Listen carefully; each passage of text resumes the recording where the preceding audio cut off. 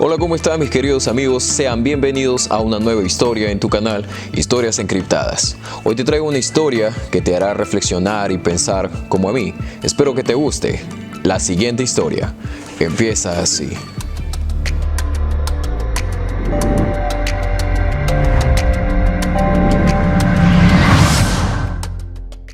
No mires a su apariencia, ni a lo alto de su estatura, porque lo he desechado, pues Dios ve no como el hombre ve, pues el hombre mira la apariencia exterior, pero el Señor mira el corazón. Pensad en esto mientras escuchas y ves la siguiente historia. La bondad de mi padre siempre se dejó ver en casa. Él era muy atento y siempre estaba organizado para todo lo que hacía. Habíamos tomado como costumbre despertar temprano y dedicarle tiempo a nuestro jardín. 6 de la mañana era la hora ideal, decía papá. Teníamos una casa hermosa ahora, con un bello jardín y un huerto al lado, pero no siempre fue así. Probablemente yo era muy pequeña, que no recordaba que alguna vez la habíamos pasado mal. Pero testigo de eso había sido mi mamá. Ella había enfermado gravemente y mi padre no tuvo dinero suficiente en esa época para pagar sus tratamientos. Tristemente, le tocó enterrarla cuando yo apenas tenía 2 años de edad. Desde ese momento mi padre se había decidido a darme una vida mejor y llena de oportunidades. Cuando mis padres se casaron, no tuvieron otra opción que ir a iniciar su vida desde cero en unos arenales alrededor de la ciudad. Papá era conductor de un bus y con eso a duras penas lográbamos sobrevivir mes a mes. Por esos días, muchos de los pobladores habían iniciado la construcción de precarias viviendas en aquellos arenales, y lo que papá viviría allí, sin lugar a dudas, sería una de las experiencias que me marcarían de por vida. Dicen que cuando estás en el peor momento de tu vida es cuando conoces de qué estás hecho y quiénes son tus amigos, y papá lo vivió en carne propia. Pero sin duda alguna la historia iba mucho más allá e involucraba a un hombre anciano de 80 años a quien yo estaría a punto de conocer. Después de algunos años, papá me llevó a su empresa, donde distribuía bidones de agua purificada y hielo. Y lo que más me llamó la atención era un hombre que al ingresar daba la bienvenida a todos en la puerta. Él me saludó y me dijo que me parecía mucho a mamá.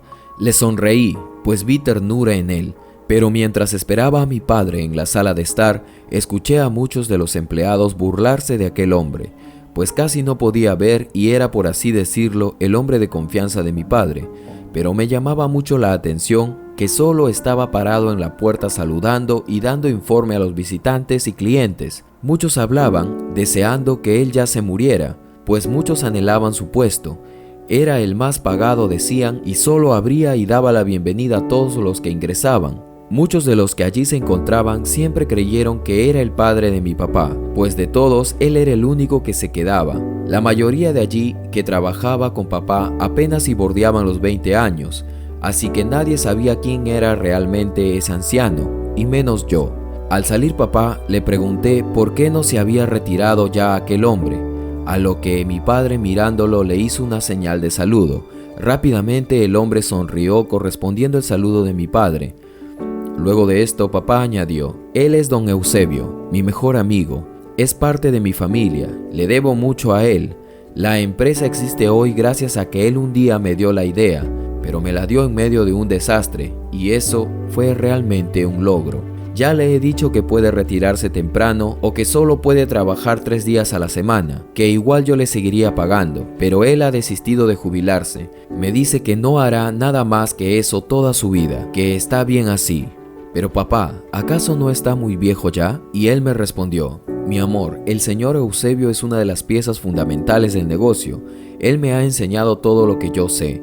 Nunca debemos subestimar a nadie, ni por su apariencia, ni por su forma de cómo se viste. Recuerda eso siempre. Yo seguía sin entender. Por un lado estaba que los más de 50 empleados de papá se burlaban de él y hablaban a sus espaldas, y por otro yo me preguntaba, ¿qué habría hecho aquel hombre para permanecer tanto tiempo en una empresa? Ya eran 45 años trabajando con mi padre. Yo sabía que la empresa de mi padre iba bien, pero papá siempre hablaba de que un desastre los había colocado allí, y ahora esperaban otro desastre para crecer aún más, lo cual para mí no tenía lógica. Era algo, por así decirlo, sonreír mientras el desastre se cierne sobre muchos. No lo lograba entender. Él era el segundo en la dirección del negocio, sin embargo, no tenía una oficina más que una mesa alta de 40 por 40 centímetros, donde solo había un cuaderno de apuntes, un celular con teclas grandes y lapiceros. Sí, muchos lapiceros. Ese día me marché con papá a casa y el señor Eusebio se quedó aún. Él cerraría y lo hallé reunido con 3 hombres encargados de la seguridad de la empresa. Papá se despedía de todos dando un grito en medio del almacén y todos le correspondían, pero al hombre nadie le daba atención. A duras penas lo saludaban, excepto el de los libros contables, los proveedores y gente muy mayor a mi parecer. Al día siguiente quise ir nuevamente a la empresa de mi padre y aprovechar las vacaciones conociendo la razón por la que el señor Eusebio era tan importante en la empresa, pero no lo descubriría así. Tendría que pasar algo para ver qué papel desempeñaba en realidad dicho hombre anciano. En las vacaciones de ese año, el calor era abrumador y al estar cerca a las montañas la fábrica y la empresa se sentía aún más. En esos días nos sorprendió una lluvia como nunca antes, al menos durante mi tiempo de vida jamás había visto algo así. Papá dijo que deberíamos quedarnos hasta que pase. Los empleados aguardaban que se calme la lluvia, pero no ocurría. Muchos iban y venían haciendo lo que a mi parecer era poner a buen recaudo los insumos. A dicho evento le sobrevendría una escasez de agua en la ciudad y también el país. Eso no nos afectaría, pues yo sabía que debajo de la empresa había enormes tanques de agua, los cuales podrían abastecer por un año a todo el país. Eso me lo había dicho papá. Nos hallábamos cerca de un manantial también. Entonces papá me dijo algo que me dejaría pensando. Hija, hace 45 años, una circunstancia similar nos puso donde nosotros estamos ahora. Antes no teníamos ni para comer, pero una lluvia así como esta nos colocó en el mejor lugar en las ventas de la ciudad. Me hallaba desanimado porque quería ir a iniciar mi negocio en la venta de algodón y cuando me dirigí al campo a recolectar la materia prima, me di con la sorpresa que el río se lo había llevado todo. Fue el peor momento de mi vida. Entonces conocí al señor Eusebio. En ese entonces era joven aún. Ahora, hija, vas a ser testigo de lo que es capaz de hacer este anciano así como lo ves. 2 días de lluvia ya, y no paraba. Se calmaba por momentos, pero aún así no se detenía completamente. La novedad que estaba en boca de todos es que al haber tantas pérdidas en negocios grandes, todos estaban despidiendo a la gente de forma masiva. Muchos en esos días rogaban no ser despedidos. Tenían miedo del recorte de personal. Y peor aún que papá anunció una reunión de emergencia y los reunió a todos los trabajadores. Todos temían lo peor, excepto un hombre a quien le brillaban los ojos por alguna razón que yo aún no sabía.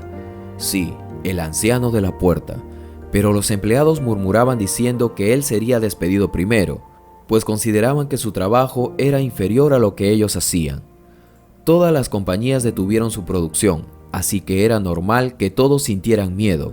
Muchos eran hombres jóvenes con planes probablemente, así que un despido sería lo más normal en ese momento de crisis, y el miedo aumentó cuando la energía eléctrica fue suspendida.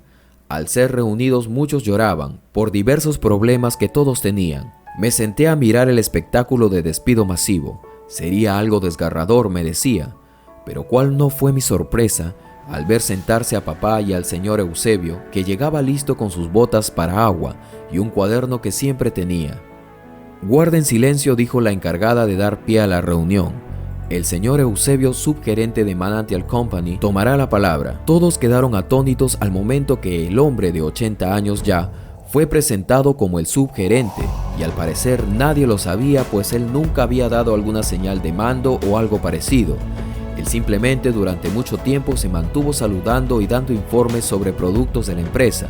Abría y cerraba la puerta como muchos decían, y le tenían lástima incluso.